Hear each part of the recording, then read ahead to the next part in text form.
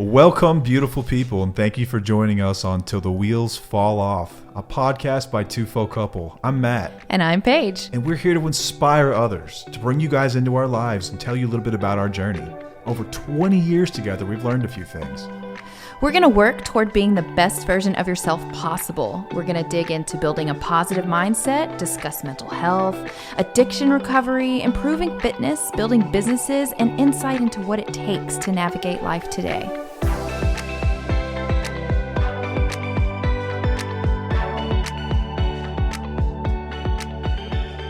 Welcome back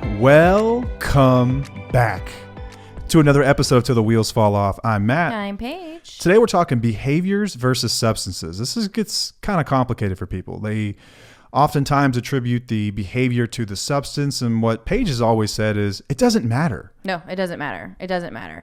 I like to look at behaviors because behaviors actually impact us. It's not the addiction that impacts us. It's not the substances that impact us. It's the actual behaviors. And that's what we're going to discuss in depth here on this episode today. Yeah, if it was just me ingesting the substance, what's the problem? I'm just ingesting the substance, right? Right. Let's say that it doesn't cost any money. I'm just ingesting a substance.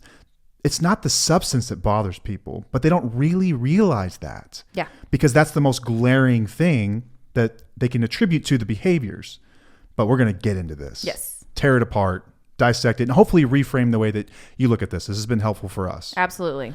But first, we're going to get into some announcements real quick. Okay. Hey, if you didn't know, we have a community. We have a free Facebook community. It's called Two-Fo Community. It's TWFO Community. Come check it out. If you're a listener and you didn't know it existed, it's a thing. And you can find it by clicking the link in any of our social media profiles. Except for on TikTok. Yeah, TikTok's been acting up lately. They don't like Facebook. I'm pretty convinced of that. Meta and ByteDance don't get along, so they don't let that link work. I'm pretty sure that's all I can figure because the link's correct. Yeah. So whatever. Check it out on Instagram. They don't mind. Yeah. Because they own it. Yeah, and Facebook, or you can just search it in Facebook. Hey, we've also got a course. Yeah. Independently Strong. It's the only thing I'm aware of out there that is designed exactly for what you are going through. It is designed for the spouse or partner of someone struggling with a substance abuse disorder. It's robust. It has got 10 modules. It is self-paced. We do not time you. We will not clock you on this thing. It also includes access to us as you work through it and community calls. Yes, they start this Wednesday. Paige is going to be hosting community calls. So like today, if you are listening to this on release day. Yeah, you'll be in the community call hopefully at some point. Get in there.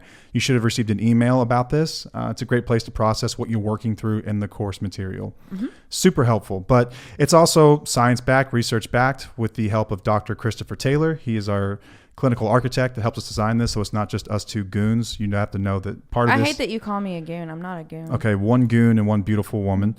It is the lived experience of us with the research and the license of a medical professional. Yeah, it's amazing.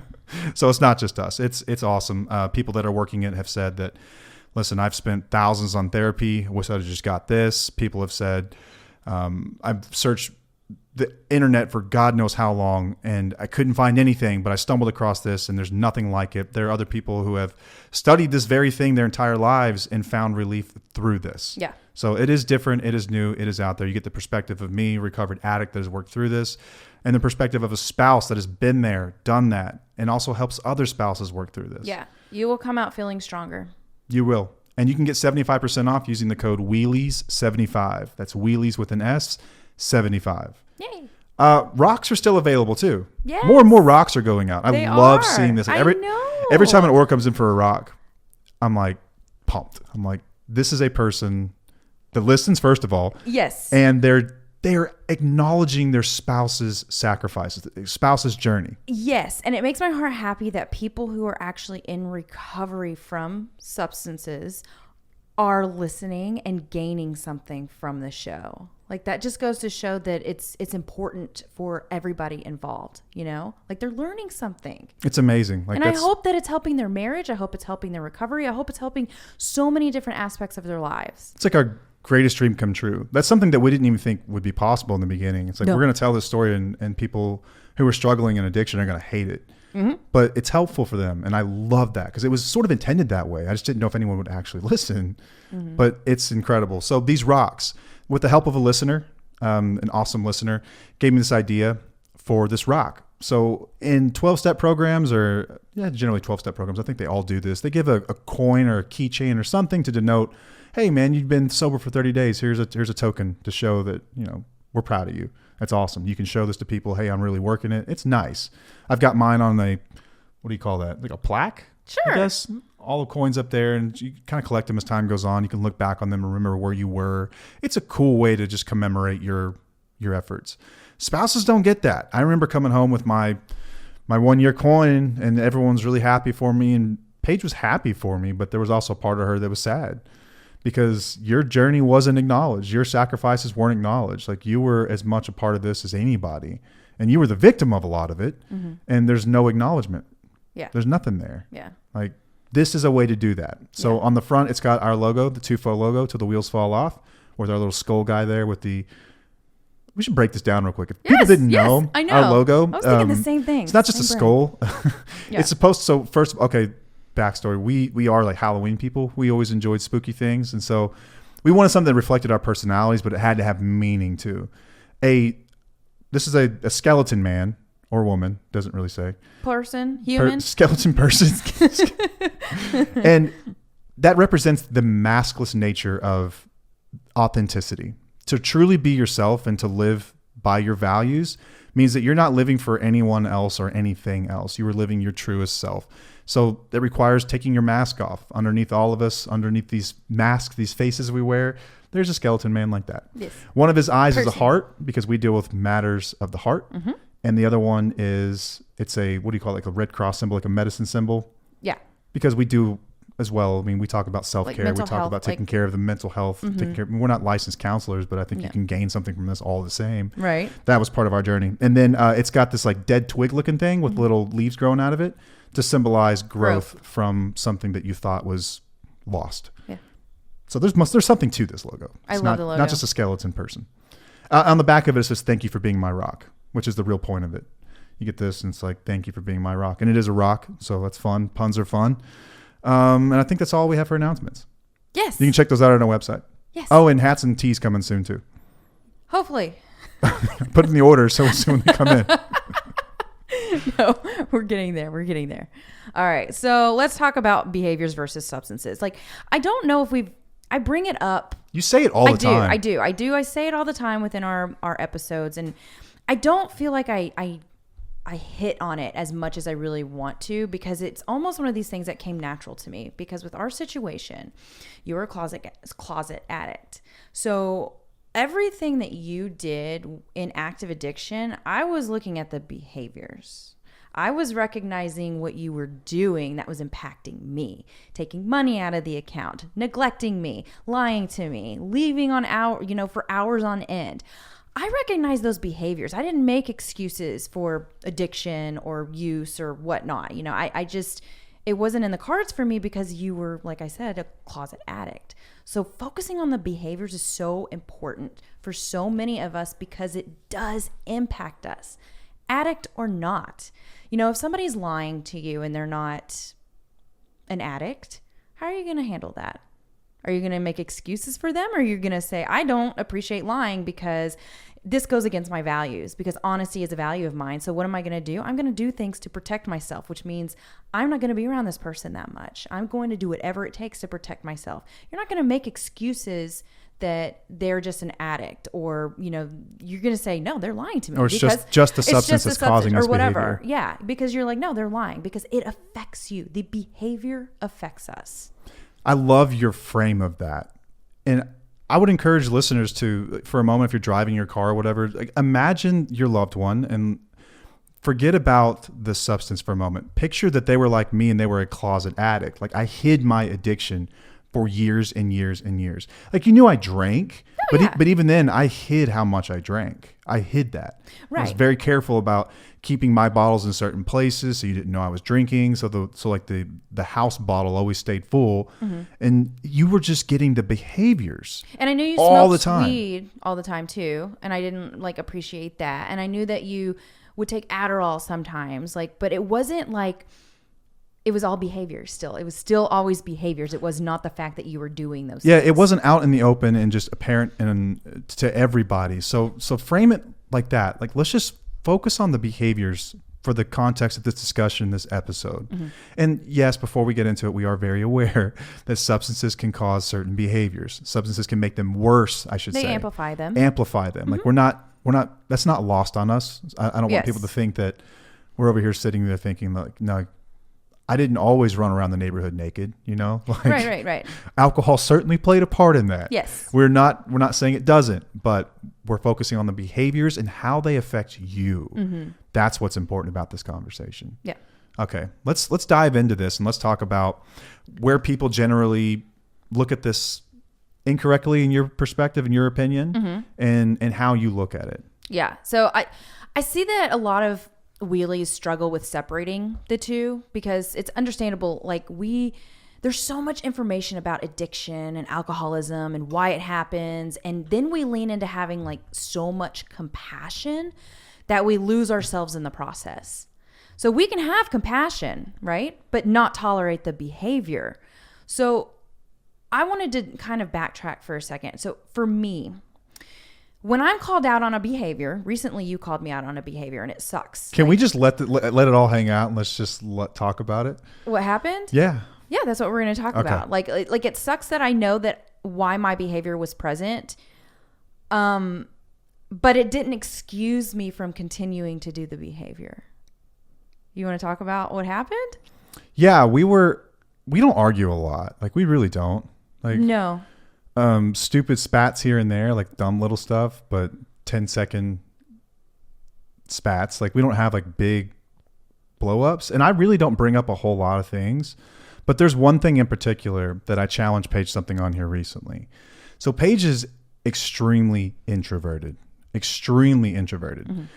When we started this podcast, I don't know how long it took me to convince you that this was going to be a good idea, but it was like, I was relentless. I was like, we should do this. We should do this. We should do this. We should do this. Knowing full well that you are not a person that really likes to talk in public, Mm-hmm. Or be put on the spot or have to come up with things. And like, you're very much like in your mind type of person. Yeah. So we went somewhere. Where were we when this all took place? We were at it was a kid event. School thing. Yes, it was a school event. A school thing. So we went to the school thing. You don't have to go into detail. We showed up and there's like, it's a small gathering of parents and kids. And there's like, I don't know, 5 sets of parents probably.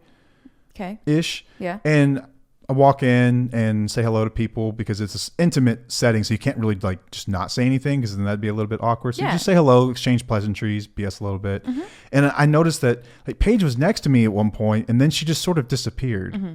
And I couldn't find her. I turned around and she was like hiding in the back, sitting in this chair, not talking to anybody. I'm like, well, that's kind of what Paige does. The conversation came about because we interact with people more than we ever have. Like when we decided to start this podcast, we also signed on to making ourselves public. Yeah. And y'all, if you ever meet Paige, she is the kindest, most generous, loving person you will ever meet. But if you met her, you might think, I think she got an effing problem or something. She's a bitch. That's not true. She's very introverted and she's very self-conscious. I'm very, a lot of my HSP comes out with this. I pick up on subtleties a lot and I'm just very uncomfortable, just not, small talk makes me uncomfortable and things like that. You get overstimulated very easily. I do. And then like pair that with just like general social anxiety. You start to think too hard about like how you're appearing to people or like, she gets in her head about it. Well, I also isolated myself a lot during my healing process. So getting back into the wild is becoming a process. And I think part of that being a mother to young kids too, like unless you're the type of mother that's like involved with all the moms, that wasn't you. No, you were more like to yourself about things. And you've kind of always been that way. And it's worked well for you, but now we've made this decision. It's like, hey, let's start this podcast. Let's start a course, like let's do workshops. And so we have to be out there. And it's not to say that you need to be fake at all because you're not a fake person. I just want people to know you. And like, I think they deserve to know you, the person they hear every week, like the real version of you. So I challenged Paige. And I said, hey, I know this is difficult for you. I know that you struggle with this, but I'm going to challenge you to step up to the plate a bit more and introduce yourself and talk to people and just get more comfortable doing it. Just like the podcast, like almost 100 episodes in, you get more comfortable whenever you expose yourself to it. And how did you respond to that? Oh, I was mad. I was mad. I was mad. I was angry. It stung. Like, it really stung. I was that nice about it, though. Was I not? You were. I mean, there was a point you said that, no, you seem like a bitch. You did tell me that. You said that. Oh, I think you're right. You did, because you had to spell it out for me. I was like, but Paige, people think that you're a bitch and you're not. Right. I know. And it was fine. And I was like, it stung because it was true. And it was because I know this about myself. Like, I know that this is a behavior that I have that I've really needed to work on. And I had used an excuse of not working on it. You know, like, okay, like I said, I healed for a long time in isolation. I wasn't ready to do it, but you called me out and you challenged me. And I felt a lot of shame the next day with the way that I reacted towards you, because I was like, golly, that was really wrong. Do you have the message? Can you pull the message up, or did you save it? I've got it somewhere. Yeah, I think I actually did save it. Let me see if I can find it. Because I was really mad whenever he said something, and I was like, I just went to bed after that because I didn't want to say anything. I didn't want to react too much, because I did react, but I didn't want to be like super reactive. I was like, I'm going to go to sleep. In the moment, it was wild. Like, I felt like how much you must have felt for all these years. You said that too. Because I was like, you are straight gaslighting me right now. No, that's okay. Hold on. You said that I didn't like introduce myself. You didn't see me. I did talk to people. I did shake hands. Okay. I did do that. So I wasn't gaslighting. Okay.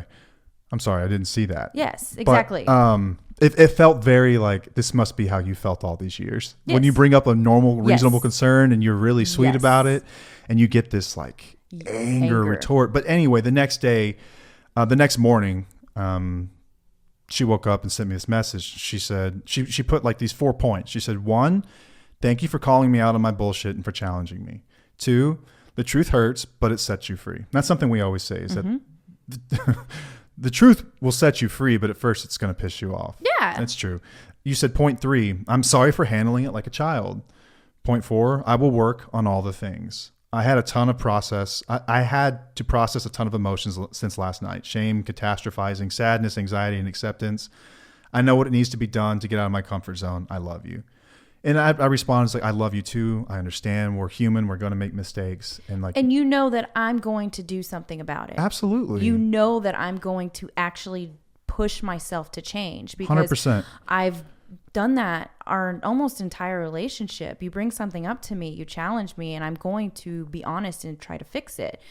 When the tables are turned in active addiction, that doesn't necessarily happen. You know, it's like the other person's not going to take that. They're going to react like I did and maybe say something similar to that, but the actions are not going to be backed up. I love how we've gotten derailed here on the subject of the episode, because I think this is important nonetheless. Something I hear all the time from people who struggle with addiction is they fear giving too much because they don't feel like it's going to come back. Like, a lot of people have this very transactional nature about relationships where, like, I've made a massive amount of changes to myself. And it takes a lot. That's what it took, because I was so far gone. I had to make so many changes, but I've never talked to anyone who didn't have something to say about their spouse. Well, but she does this. She gets mad in traffic and freaks out all the time. She's short with me. She gives me this ugly look when I do this. And she's better work on those things. She's got to work on that stuff. And my point is always, hey, we're going to tackle the big problems first, okay? Those are small problems. There are big problems. There are small problems, okay? These things are not detrimental to the ongoing relationship. These things aren't detrimental to your children. These are nuisances to you, no doubt. Your feelings are valid.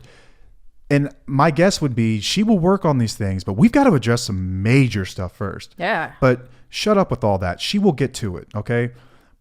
I want people to know that if you're in recovery listening to this, like, it's a two-way street. It is a two-way street, but your shit's way worse. Yeah. It's way worse. Let's be real. Yeah. Y'all, it's way worse. We need to address these vital issues first before you can even have safety to have a conversation like Paige and I just did. Yeah. Because spouses are going to feel very defensive. Yeah, because they've had their ass kicked Yeah. for so long over this kind of stuff. It's like, you have to give me this. Right. I had to give first. That's fine. What's the harm in that? Like, what's the worst thing that hurts there? Your ego? Yeah. Is that what you're afraid to get hurt? Is your ego? If you go first without a guarantee that they're going to return the favor? Well, let me tell you what, if they're invested enough in the relationship that you're a listener, they're going to make changes when changes need to be made. But we're talking about small stuff, guys. We're talking about the way that she presented herself to a public group for the sake of, hey, when listeners show up, let's not let them think that you're like angry or something, because you're the sweetest person ever. I'm just really awkward. And that's okay. And so, but I had to challenge that little part of you that's very personal and very much hurt. And you were a little upset about it. But what I got back was the same things I've done for you for all these years, which is that hurt. I understand. I hear you. I will make changes. You were right. That's what we do for each other. Yeah. And that's how it works. Right. I went first. Why wouldn't I have? Right. So I just want people to know that, like, this is how a healthy relationship works. Exactly. Eventually. Yeah. But back to the behaviors. Yes. Because that was a behavior in the absence of a substance. Yeah. Behaviors stick around. And a lot of these behaviors are learned and they're really ingrained. And a lot of these have nothing to do with the actual substance itself. Nothing to do. So focus on just the behavior. How is the behavior affecting you, your relationships, your safety, the role model that children have? Yes. Which is a whole other topic that we're going to get into eventually. Yes. Yes. Yeah. So I kind of, let's get back to, I want to talk about certain examples of how people can shift their mindset on focusing on the behaviors instead of the substances. So let's say that your spouse spends an excessive amount of money on alcohol or drugs. And you may say, okay, he's an alcoholic. He's sick. His disease makes him do crazy things. While this is accurate, it doesn't excuse the fact that they are spending money you don't have. It impacts you and your children. And this is where we look at the behavior instead of the alcohol. Because if we keep excusing that behavior on the substance, it's going to keep happening. It's going to keep happening. If you're able to say, no, that behavior is actually affecting me, you can look at it more clearly, in my opinion. I think it's easier instead of the blaming it on the substance, because then you're like, okay, this really does go against my values. I do need to do something about this. A lot of people fall into the compassion trap. Yes. And that's easy to do. Absolutely. It is easy to do. There's so much information about addiction, and it ranges from they are horrible people, they're scumbags, leave them, to they are very hurt. Abused people, they are traumatized people, they are sick people. Give them compassion and as much love as you can. And those are kind of the two extremes that you get. Yeah. We go to the middle ground. And there's so much what do you listen to? Like what's right? What's wrong? It's black and white right there. You find the middle ground, you find the gray area. Like for you, I knew why you had the behaviors you had. I knew why you were the way you were, but it didn't excuse it. Like I could have compassion for those why you did what you did, but I'm still going to challenge you because you can heal from that. You learn from that. You grow from that. You get better from that. You can change your behaviors. It doesn't excuse it.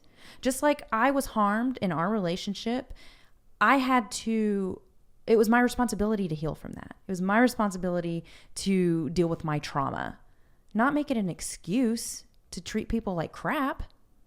Yeah, it's insanity at times when you get caught in that compassion trap. And it's because you can look at someone and know their past, like mine. Like I didn't, if I told you, and we'll get into this in another episode, but just general background, I grew up around addiction and I didn't have the greatest home life. And that, did it contribute? Absolutely, it contributed to the way I ended up as an active addict out there. And you could look at that and say, like, none of that was his fault. Like that's horrible that happened. Yeah. That these events led him to where he is today. But the fact of the matter is that I was like 30 years old, blowing through all of our money, lying about everything, treating you horribly, speaking to you with no respect. You weren't an equal partner. It's whenever your behaviors from all of that started to impact me is when I started making changes. And some people might think, oh, that's like selfish. You're only thinking about yourself. What about him? He's the one suffering. He's the one who's sick. He's the one who has a problem. No, your behaviors affected me. It impacted me. That's not selfish. That's healthy. I think so too. That's freaking healthy for me to say, no, I'm not going to tolerate that. This is not acceptable behavior. I don't want this in my life. I don't want it for my children.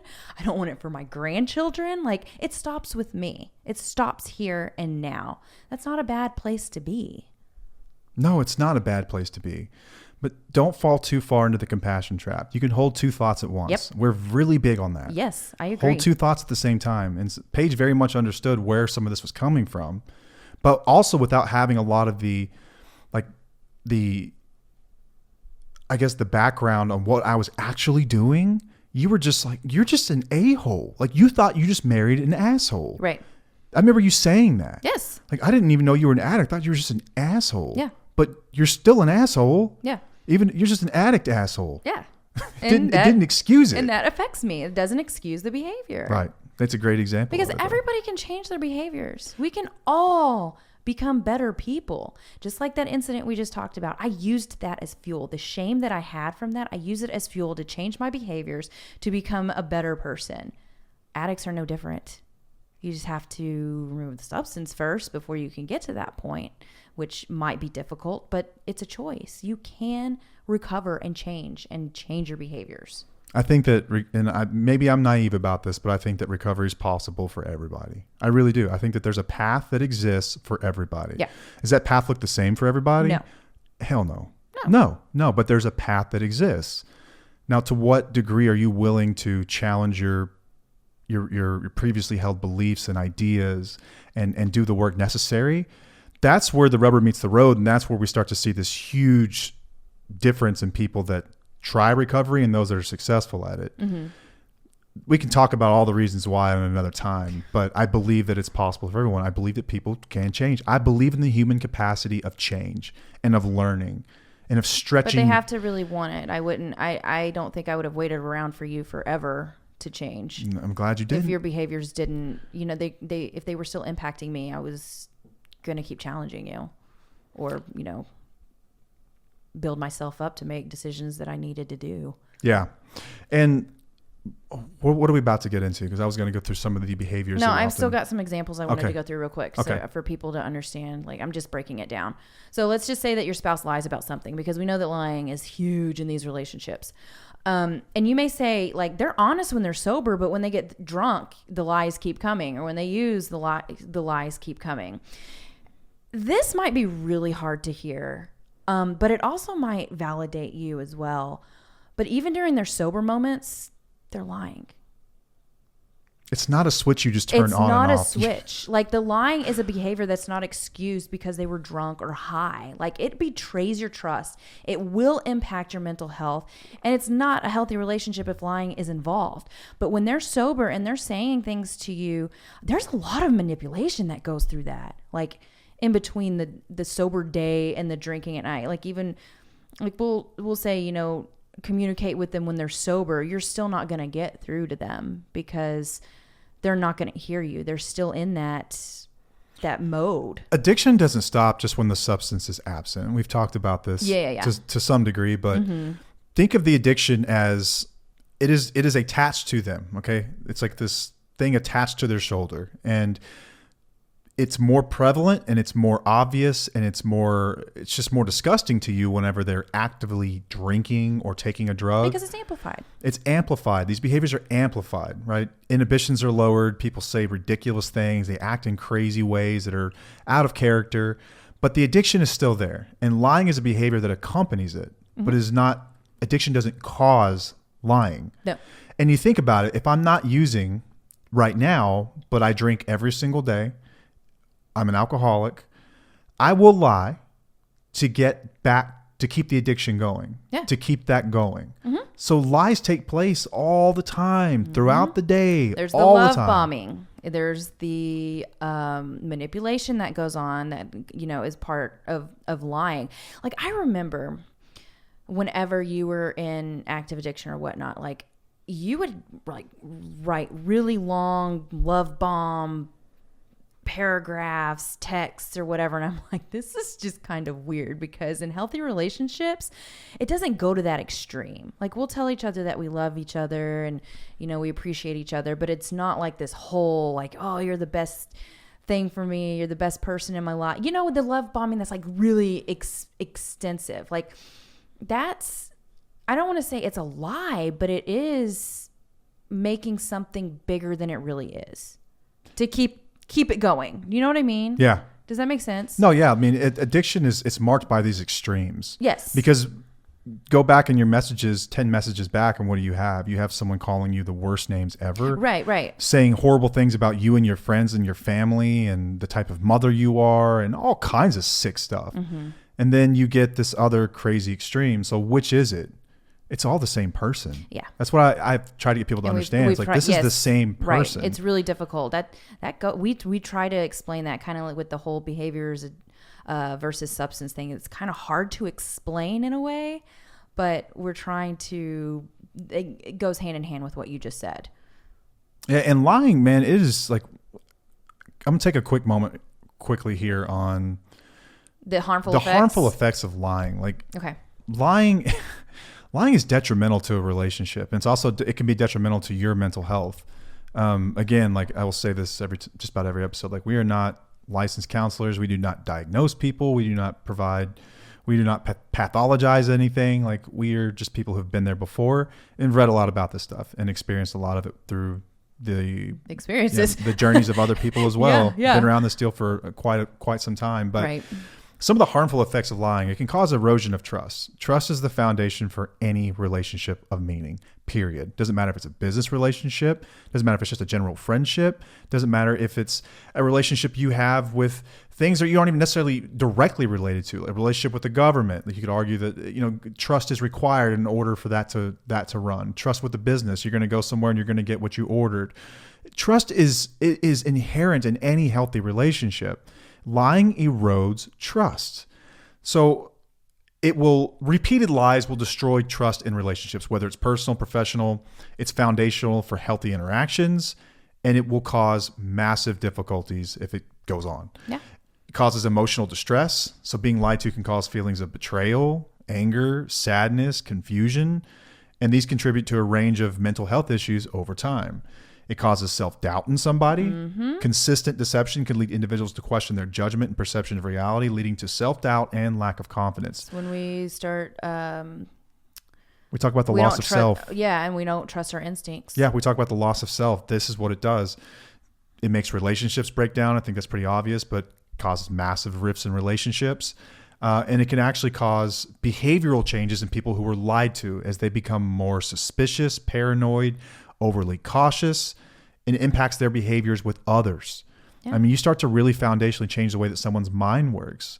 I mean, you make people just generally negative about the world because they've been lied to over and over and over. Yeah. There are some potential disorders in diagnosis. These just come in general, right? These aren't guaranteed by any means, but I had almost every one of those. Post-traumatic stress disorder, anxiety disorders, PTSD. Depressive disorders, paranoid personality disorders. So that one's pretty interesting. Check that one out. Consistently PPD. Lying can lead individuals to develop pervasive distrust and suspicion of others. That's kind of what we talked about earlier. Yep. It's scary, but borderline personality, while not caused solely by lying, it can be exacerbated by it due to consistent deception.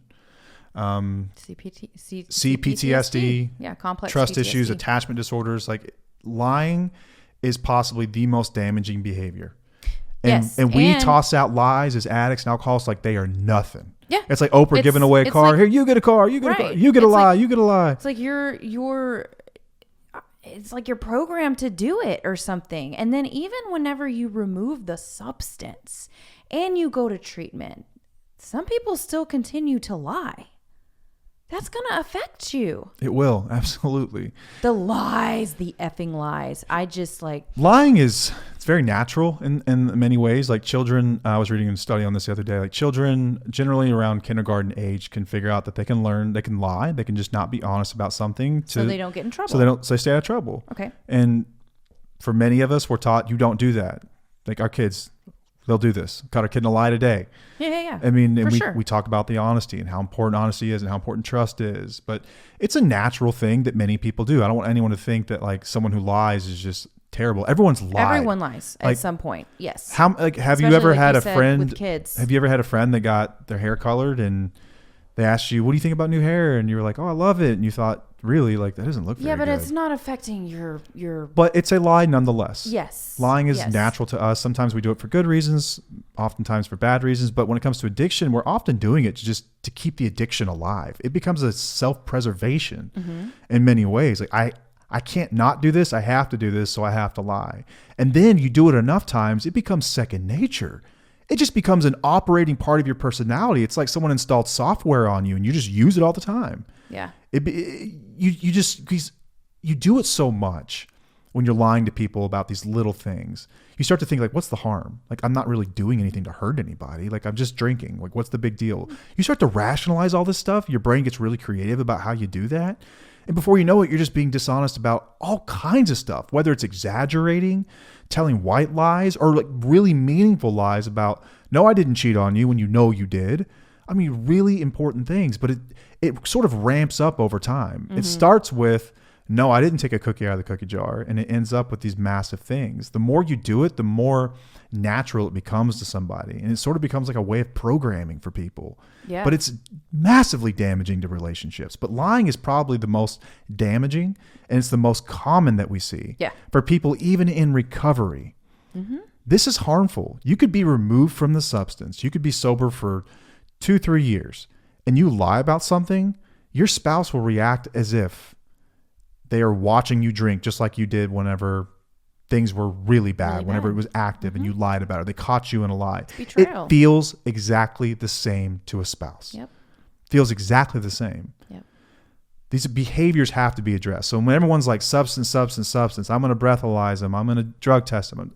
You can do those things, but what about the lies? Yeah. What about the lies? Right. You can hold someone accountable all you want, but until you start to reprogram that in them and their need to lie when they don't even realize they're lying. Like we've heard of pathological liars, right? Yeah, they'll believe their own lies. Like lying as a disease where it's like they've created an alternate reality they live in where these lies are real. Narcissists do this. Yeah. I mean, this is damaging stuff. Like you cannot be in a relationship with these people. Right. It's not possible. Yeah. It's not on the table. The trust is not going to be there. And like you said, like every relationship is built on trust. And if there's lying, then that's just, it's unhealthy for all involved. So you got to focus on those behaviors and not make it an excuse that, oh, they're just lying because they need to keep their addiction going. Okay, that could be true, but are we going to allow it? No. You don't tolerate it because it is going to harm you. You don't tolerate it. No. And that's what Paige is saying. Like someone can have, are there reasons for lying valid based on what we know about addiction? Yeah. But does that matter? They're harming you. Yeah. Doesn't matter. Doesn't matter. Like the nature of fire is such that it's hot and it will burn you. Okay. Do you touch fire? No. No. Why? Because it will hurt me. But fire's hot. It's just doing its thing. It's natural. It's hot. You still have to protect yourself from it. Exactly. Think of it that way. Yeah. Okay. So here was another example is like, what if your spouse is only angry when they drink? So you may say that it's alcohol. They're so sweet when they're sober.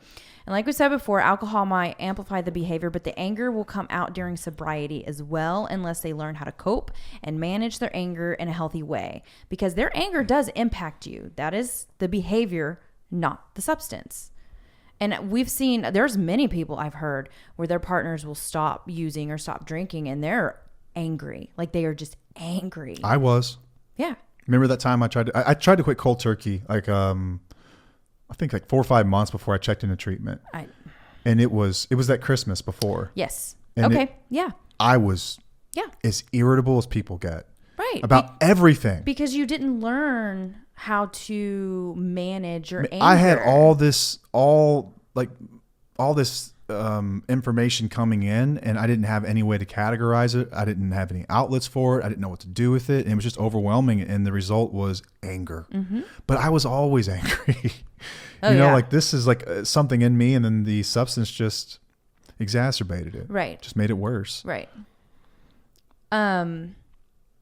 Let's talk about some of the other behaviors, because you talked about anger You talked about anger, lies, and then like spending excessive money. Okay, so here's some other things that you may have picked up on that have nothing to do with the substance itself. So we are very big. If you ever with someone who's in active addiction, focus on the behavior, stop looking at the substance. Stop obsessing over the fact that once you remove the substance, everything is cured. Mm-hmm. In order to protect yourself, in order to become empowered and really educated about this stuff, this is crucial. This is important for you to understand that it's not just the substance. It is not just the substance. It's not. Mm-hmm. It's not. Other behaviors will linger. Some will come to the surface that you didn't even realize were there. Some of these are like compulsive behaviors. Even after the substance is removed, a lot of people engage in compulsive behaviors. So that's gambling, overeating, excessive shopping, sex or porn are other big ones. Anything to make you feel good. Anything to drive that little, or to itch that little scratch that you've got. Yeah, isn't it like a dopamine kick? Yes. So I gained 70 plus pounds my first year sober. Yeah. I still had compulsive behaviors. Right. I removed the substance and it was still there. Mm-hmm. I was eating candy like you wouldn't believe. I had a drawer, my bottom drawer of my nightstand. You could open it and it would barely open. It was just full of candy wrappers. Yeah. Full of them.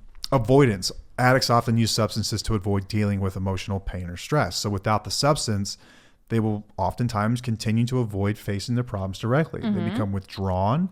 They're not talking to you. You thought when they got sober, you would get, Noah from The Notebook. Right. Like, oh, he's going to talk to me. He's going to care about me. He's going to be interested in our lives and ask about the kids. No, he doesn't know how. These behaviors are just there. Yeah. Substance removed, they're still there. Manipulation. Many people with addiction develop manipulative behaviors to obtain their substance or to avoid consequences. This behavior persists even after the substance use stops. Yes. Manipulation is another very big one. Yes. Lying about all kinds of weird stuff. Mm-hmm. Sometimes it's around substances. Sometimes it's not. Sometimes it's, I don't want to get caught in this lie, so I'm going to work this deal so it doesn't look like I was up to no good when I really was. And it's just, stuff continues. Dishonesty, once again, just lying. Isolation, kind of back to the avoidance. But attitudes even. Attitudes like denial, entitlement, negative thinking, blame, the instant gratification. We talked about that. Desire for just that immediate reward. Yeah. Delay discounting is very difficult to do in people who have active addiction. And that persists. Like a lot of people, when they get sober, start to spend money like you wouldn't believe. Like they are not thinking about long-term effect of not saving money or investing in something. They're just going to do what they want. They need that fix. That's a behavior that exists without the substance. Low self-esteem often continues. This is true for me. Mm-hmm. Cognitive distortions, true for me. Identity issues. A new sober identity is a big part in being comfortable being sober. Yeah. People that struggle with that are just dry or haven't quite come to an understanding that the pattern that, hey, you know how every time you drink shit falls apart will continue until you decide not to drink anymore. That's a tough realization. A lot of people stop the substance, but they keep doing this and you feel all the effects of it as a spouse. Yeah, that's what I was going to ask is like all of these things that are happening, are these truly affecting us? Yes. Deep down they are because of the behaviors. We're talking about your most intimate relationship. Exactly. We're not talking about your freaking neighbor 4 doors down. Right. This is your most intimate relationship. This is your life partner. Right. This is the person that you've decided to have children with in many cases, that you have tied your name to legally. So whether or not like whatever marriage means to you, there's still a law that governs that contract. Like this is a very important relationship. Right. And these things will affect you in more ways than one. Mm-hmm. If it's not just emotionally, it could be financially. Yeah. It's going to affect you deeply. Yeah. These behaviors, all these things will affect you. This is a person that you're around all the time. Mm-hmm. You're responsible for raising children with these people. I mean, this is big stuff. Yeah. And I know people might ask, okay, so how do I, address this with my partner and let them know that it's the behaviors and not the addiction or the substance that's bothering me? I mean, to be real, like trying to voice your concerns just doesn't typically work. Trying to get them to see your point of view and how they're impacting you doesn't work. We have to change how we react and how we are and what we say. So we can set boundaries based on the behaviors and not the substances. So I encourage people that I work with, like there's a lot of people who will say, okay, I'm not going to be around you when you drink.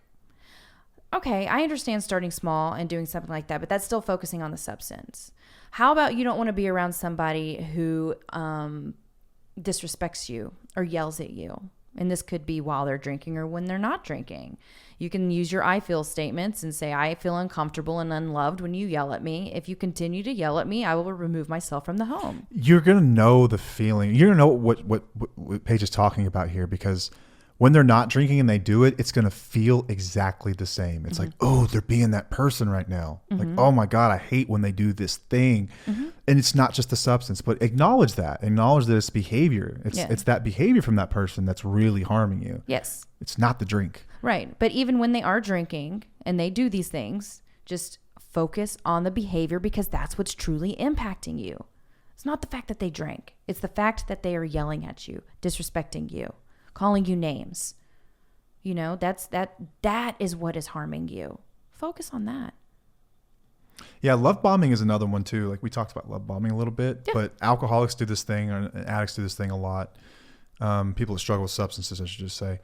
It's like feigning helplessness, where it's like they act incapable to elicit help or sympathy from other people. Like you can, I've read text messages from people, and someone will, like you're suggesting, like essentially like it's going to be very difficult to communicate this. I've seen people try it. Yeah. I've yet to see someone succeed, but I've seen many try. Yeah. Some better than others, but this person did a really good job at just sticking to the facts, very compassionate, very understanding about it. It was like, hey, when you do this, this is how I feel, and this hurts, and like for you to work on these things. I'm gonna challenge you to focus on that. And it was very, very well thought out. It's like kind of how I presented it to you. Exactly. And what they got back was, all they heard from that, the addicted person, was they are a sorry piece of shit, good for nothing human. And I'm like, you don't really believe that. But I know a lot of people that say these things to elicit sympathy from other people. Yeah. It's another form of manipulation. Yes, it is. Like love bombing is. Right. And they might actually feel that way, but to some degree. But I don't think, I think it's an impulsive reaction, and it's still not an acceptable reaction. Just like that's how I felt whenever we had the discussion, but I didn't react that way. I reacted in a way that was obviously not the best reaction. But then I went to sleep and I was like, I owned it and I figured it out. These people don't do that. They're going to go down this like whole ordeal of, what is it? The Darvo type thing. Like they're going to start doing that kind of stuff. Yeah. I want to make something else clear. You've probably, if you're listening, you've received a text like Paige sent me, like, thank you for calling me out. I appreciate you for that. Followed by no action. Yeah. This was followed by action. Yes. I know and I trust 100% that you think about this pretty regularly. And yes. you challenge yourself in moments. And in your own way, you're beginning to come out of your shell a little bit and do all those things. Like, I know this about you. Yes. I see it. Yeah. There's action. A lot of people can say these things. There's no action. There's no action. It's all just fluff. It's just words, man. It's all words. Just words. Yep. How does that feel? That's a behavior. How does that affect you? That's massive. That erodes trust. Yeah. All right. What's next? That's all I got on that. No way. Yeah, way. Okay. Unless you wanted to add something. I can get to some of the ways, because I think for some people it's hard to put your finger on like what they're doing. Okay. Like what someone's doing. Like how people in an active addiction oftentimes manipulate, gaslight, or invalidate. And it has nothing to do with the substance itself. And we can talk about some of what's going on inside the brain that causes this stuff. Because like it's not lost on us that addiction is a disease. Like, I know, but I don't care. It's not an excuse. I don't care. There's treatment. I know, like I've been one. I am one. Like yes. I'm very aware that addiction is a disease, but I'm also very aware of what it takes to move past these things. I'm very aware that it's possible to move past these things. Just stopping and saying, I have a disease, you just have to deal with this is ridiculous. That's absurd. It's a disease with treatment. Like there are ways. Exactly. It's an excuse to keep doing what you're doing because it's what's comfortable for you instead of getting out of your comfort zone and figuring out why the hell you're doing what you're doing. So here's some of the ways that addicts will manipulate. So DARVO was one that we talked about. Yep. And DARVO is an acronym, and it's deny, attack, reverse, victim, and offender. We actually did a TikTok over this, and people think I'm a maniac, and and I got roasted by a lot of people. That's okay. We were talking about how I used to guilt trip. Guilt trip. And that's what Darvo is. It's a form of gaslighting where when you bring up something completely normal and rational, I will deny or deflect. That's the D, by saying, no, I didn't do that. Or I will deflect back and say, let's talk about your problems. And this, I've seen these in text message exchanges all the time from people. Yeah. And then you attack. So I deny or deflect, then I attack you and come after you. Now we're not talking about the real problem. We're talking about something else. I'm getting you off of this. And then you reverse victim and offender. So you're the victim. Let's not forget that. You are the victim. I'm making myself the victim now. Yeah. Darvo's a big one. And that's part of manipulation. But that's also part of the feigning helplessness that a lot of addicts will do. It's when I drop to the ground and start crying and telling you how awful I am, part of that is performative. I believe that wholeheartedly because I did the same thing. I'm not saying everyone does that. I know there's some people out there with extremely low self-esteem and they're really struggling. And I know that. And I have compassion for that. But I know that part of that, it's also, that is not how adults act. And that is very much a performance. Right. That is a performance. I mean, I've felt that way before. Everyone's felt that way. But I don't put it on you. I know that it's something within me that I have to work on. That means that it's something that I need to change. I can't blame you for it. Like, we all have those feelings. That's just emotional maturity. Yes. That's the real issue underlying. That's the whole issue. All of this. Yes. All of this is about emotional maturity. Yeah. It's like there's a lot of stunted growth. And that's what if we go back to like the kids lie, right? I think that a lot of addicts, they start using it, stunts their growth or whatnot, and they just don't grow up. They're still stuck in that phase of being able to lie and not having consequences. They still have the mind of a child. Yeah, I had a child brain. Yes, you did. Like 17-year-old kid brain. Right. Like when you got sober. Yeah.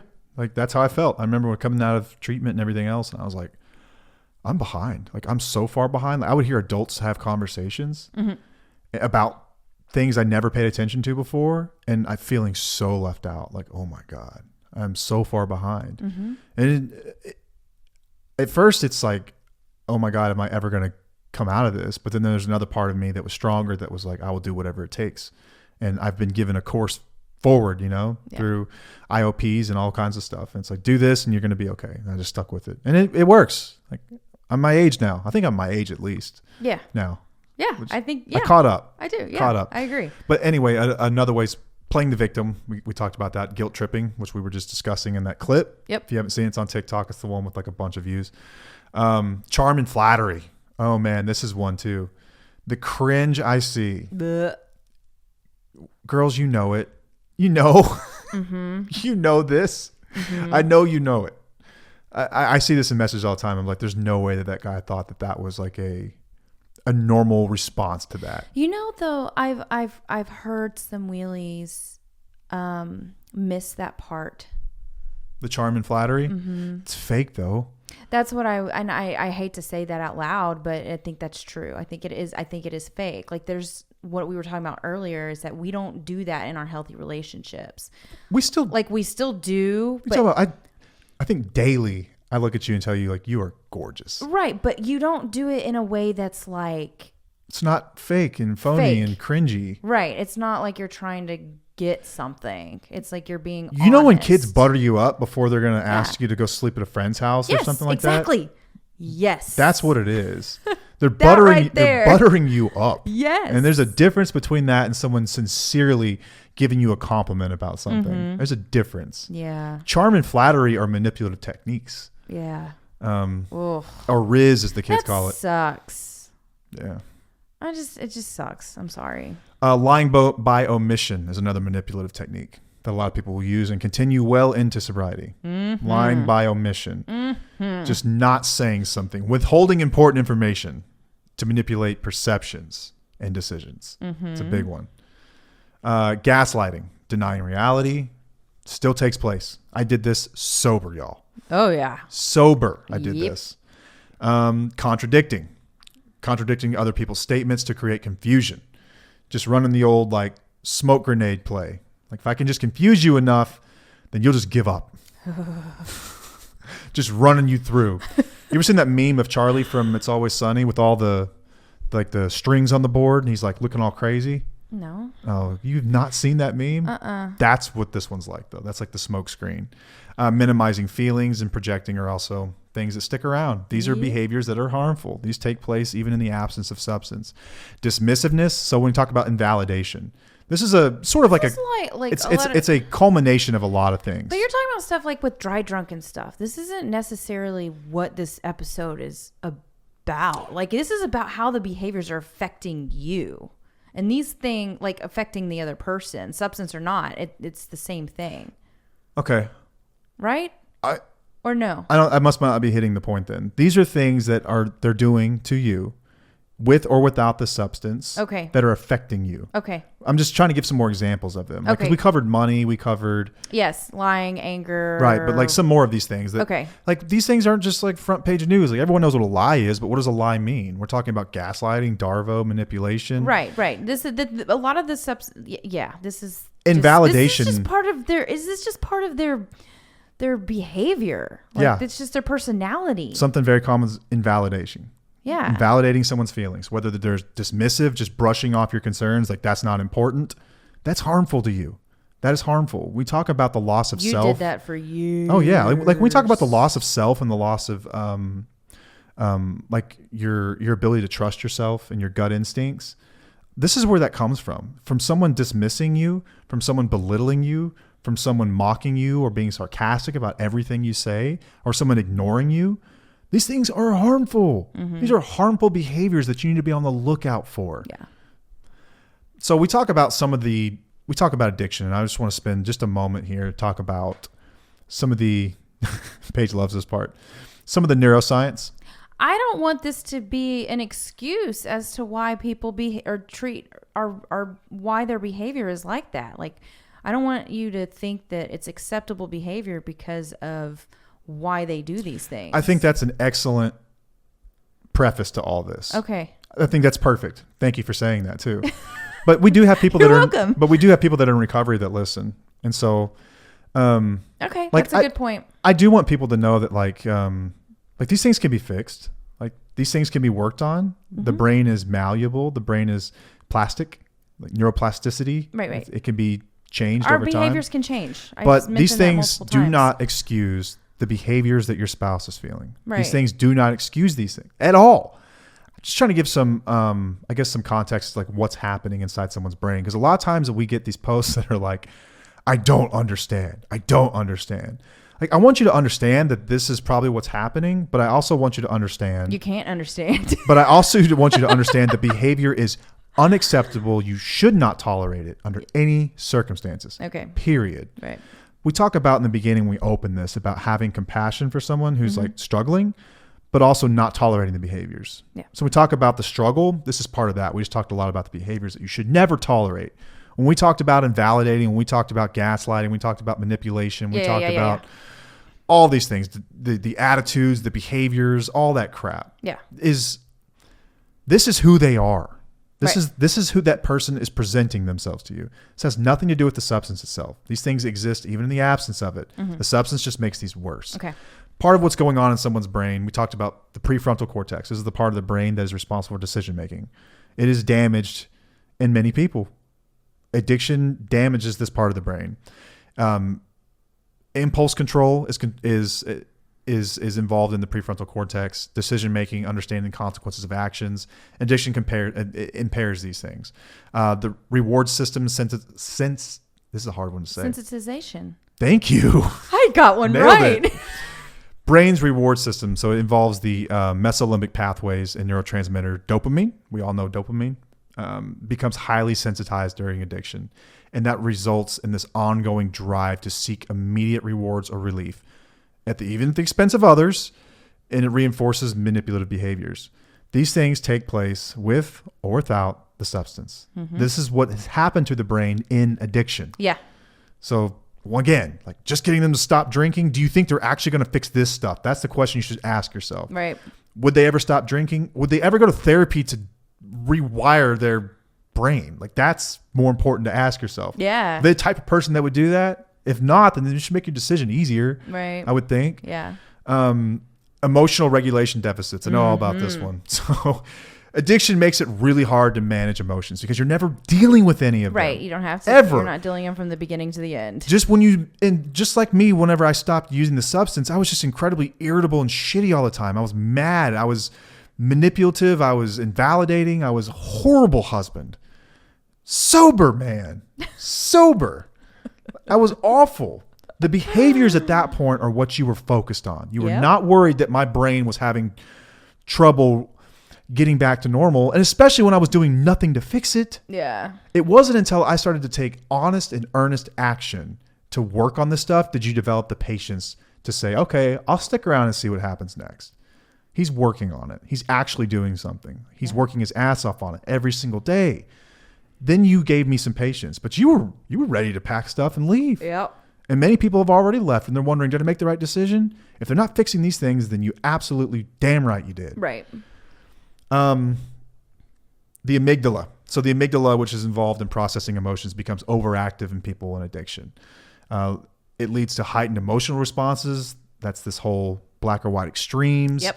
Defensive behaviors like gaslighting or invalidating whenever you feel threatened. Habituated behavioral patterns. So over time, we talked about this, manipulation, lying, deceit becomes a habit. Yeah. The brain reinforces it through neural pathways. And breaking it requires conscious effort and behavioral therapy to rewire the brain. Ooh. If you have a sober spouse who has jumped your ass for getting mad at them because they were lying about smoking or they were lying about spending some money at the casino, guys, this is exactly what I'm talking about. It's not the substance, it's the effing behavior. And if they're not working on correcting that behavior, if they're not acknowledging that behavior exists, if they're not willing to put forth the effort to fix the behavior, they are not worth investing in. This is the most important relationship of your life. Yeah. If they're not willing to address the behavior that's affecting you, by the way. Right. And your children. You're just going to remove the substance. Bye. Yep. Goodbye. Yep. There's no point. Nope. Addressing addiction means addressing all these things. All the things. When we talk about the brain, this is the stuff that we are working on. So defense mechanisms. So psychological defense mechanisms is another one. So projection and denial. These are often defense mechanisms. I can't be found out. I have to shoot back with this Darvo. This is like what Darvo is. Darvo becomes a habit. Just like we talked about before, like the what was that? The habitual patterns. Yeah. It becomes a habit. Yeah. And they're deeply ingrained in somebody and they will persist. These are the things that we're talking about. These are the things that spouses are pissed about. This is the stuff we want y'all to fix. It's not just the substance, y'all. Yeah. It's the behavior. Yep. It's the behavior. And this is what you were experiencing. It was this crap. Yeah. This is the stuff that drove you nuts. Yes. And I'm glad that I was a closet addict for that reason, because now you have the story to tell that I think is helpful for so many people to bring clarity to a lot of this. Yep. Like all this stuff was going on in me. For you, it didn't matter. No. Like this is going to kill me eventually. Like Right. you've talked about this. Like it was draining your life force. Yep. Like at some point you were going to lose the will to live. Yep. Like read between the lines if you don't know what we're talking about there. But Right. you were losing the will to live. Like Right. this was killing you. Yeah. It was a bad environment for our children. It was a terrible environment for all of us. It didn't matter. It didn't matter. The substance didn't matter. Nope. The action didn't matter. The addiction, your trauma, everything you've been through didn't matter in those moments, especially when you're doing nothing to really address it. Didn't matter. It was about, this is how I'm being affected. I have to get to a safe place. Yeah. We talk about, like social learning theory. Exactly. What the course is based on. Right. Is that your environment has a massive amount to do with your ability to heal in a situation. You're not going to get sick in the same environment that got you sick. Something has to change. Yeah. We know this when it comes to addiction. We know that addicts don't succeed when they go back to the same environment. How would a spouse ever heal if they're back in that same environment with these behaviors when all this stuff is present? And I should also say that you have to give people some grace and patience when they're working on this. When they're working on it. Yeah. Because these Which is what I behaviors did. continued when I was sober. Yeah. To a lesser degree. Yes. But they continued. But not all of the behaviors continued. Like I think that you stopped lying pretty quickly after treatment. I told my last lie on April the 11th. Yeah. So 2013. I think that helped tremendously. Like you took that one big piece of behavior and you worked on it, and everything else came off in layers. But of course, a few years ago, whenever things were, there were still some things that you hadn't addressed. I was on my last, I was getting really frustrated with that too. Like I was like, I don't know if I can stay with this for a long time. Like it was we talked about this in the podcast where it's like strike 1, strike 2, strike 3 type thing where like we need to address this. If you're not going to address this, then I need to reevaluate our situation. I was at that point, and that was 8 years after. So you had you had a lot of patience for me. I did have a lot of patience for you, but then the last piece, you finally came around and you finally figured it out. The last piece of behavior that was truly affecting me, the invalidating. Invalidation of emotions, which should have been picked up like day one. Yeah, but it was very just like you did not listen. You did not. There was something else that was on there where under the invalidation. I don't remember what the word was, but it was very much. Oh, go back down. Stop. No, go back up. Dismissiveness, belittling. Dismissiveness. You dismissed a lot of the things that I would say. Yeah. And like we talked about, like oftentimes it's said that people with like narcissism, like they don't get better. Like people with true NPD, it's often said that they don't get better. They can learn to function. They can cognitively begin to understand. But one of the hallmarks of a narcissist is that they don't have empathy. Like they don't experience empathy like normal people experience empathy. They can learn cognitively. Like I wasn't that bad. And I think most addicts exhibit narcissistic like behaviors. Yes. I'm not a clinician, but I don't think that they're true narcissists. No, Many but their of them. behaviors are very similar, and It feels it's the same abusive to us. Feels the same to a spouse. And it does Feels affect exactly the same. it affects us the exact same.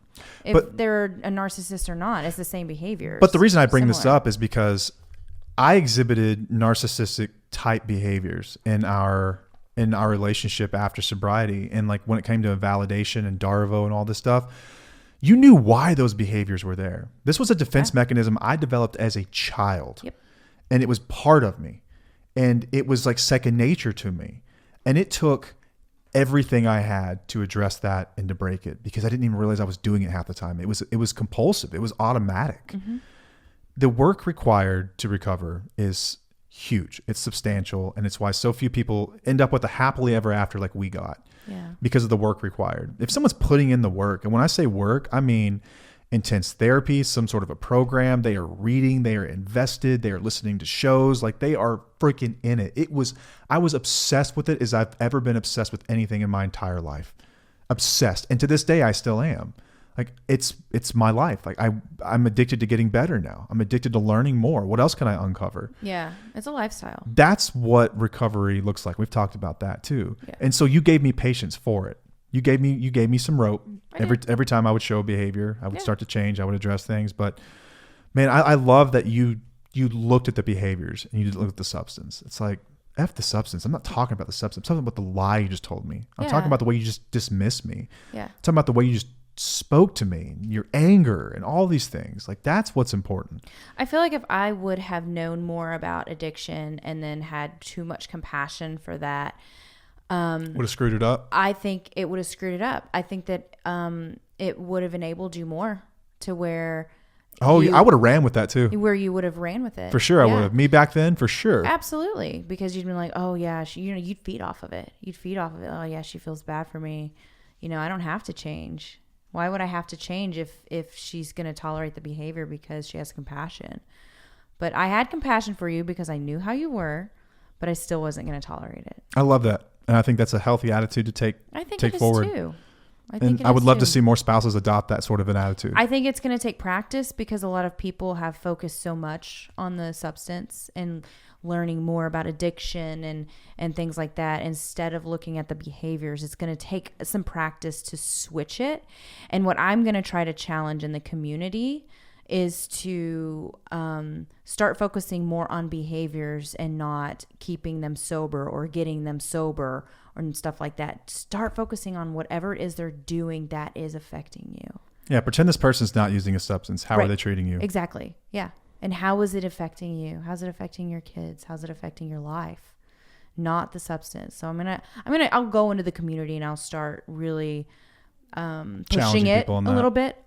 Yeah. And it's not obviously it's not to shame anybody. It's to help you grow, man. It's to help you see these things in a way that are like, it can open this, the way to look at the behaviors can open your eyes in a totally different way. It can be empowering for you, because then you'll realize, you know what? I don't have to tolerate this just because my person is an addict. I don't have to do that. Their behaviors affect me. So, boom. And that's it. And that's I think that's the moral of the story there. yeah. Is that this stuff is affecting you deeply, and it's going to change you possibly permanently. Yes, this life changes you.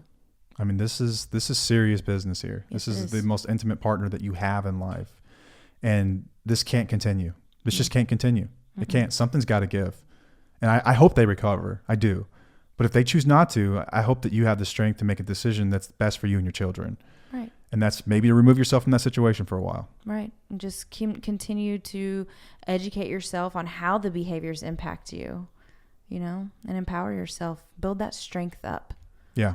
Know that you can't get through to them with words, only actions. And for every person that's struggling with an addiction listening to this, like I don't mean to scare anyone or to give you the impression that like I'm not sensitive to the plight of an addict. I am one. I've been there before. I know how tough it is, but I also want you to know that there are millions of us that are willing to help. Yeah. There are millions of us, whether that's through a 12-step community, whether that's through a church group like Celebrate Recovery, whether that's through a cognitive approach like Smart Recovery, or a secular approach like Life Ring, or a Buddhist approach like Refuge Recovery, or some other path that you choose with a licensed therapist or an addiction coach or whatever it is. We can get better. Yes. But get to the root of the issues. We cannot continue to drag people along without taking action. Yeah. We cannot continue to hurt the people that love us by doing nothing, with inaction. Something's got to give. Something's got to give. Like, our goal here is to validate spouses, to educate them, to empower them, and to walk them through a recovery journey. I hope that you're around to see what that looks like, because there's nothing better than having a spouse like you, Paige, that is empowered. And it's not a threat to me at all. It's the greatest thing ever. Like, we're in this together now. We pick each other up. We challenge each other in recovery.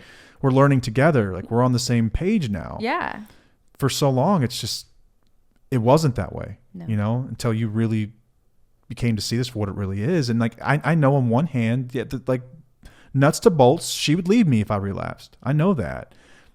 Is that scary thing? Only if I plan on it, you know, like it keeps me that much more accountable. I'm not scared. Yeah, I'm not worried about it at exactly. all. Right. I've got over 4,000 days. It tells me if I just keep doing that, then I'm going to be okay. So I'm just going to keep doing that. Right. I'm not going to relent. I'm never going to give up. So I want everyone to know that that's possible. That is possible for you too. However you choose to do it, it is possible. But the underlying stuff here has to be addressed. Yep. If you think you're just going to remove a substance, you are going to be sorely mistaken. Yep. You are going to fix problems, because we are here to let people know that's bullshit. Yep. We're here to remind them of it and validate them when those behaviors pop back up. Yeah. Yep. All right. That's all we've got. I hope people got something from that. Yeah. I think it's a concept we've tried to hammer home, and I'm still not sure if we really got it. It's probably a better way to explain it. I know. One day it'll like come to me in a way that I'll be able to get through. But maybe, I don't know, maybe we did okay on this one. We'll see. Yeah. Go back and listen to it and we edit tomorrow. All right. That's all we've got. It's late here. We are going to go to bed and get after it. Looking forward to seeing everyone at the workshop. If you're listening to this on Wednesday, can't wait to meet you. Yes. Paige is going to be super sweet. Yes. And awkward. It's awesome. I'm proud of you too. Thank you. All right. Until next time, I'm Matt. I'm Paige. And we'll see you. Bye.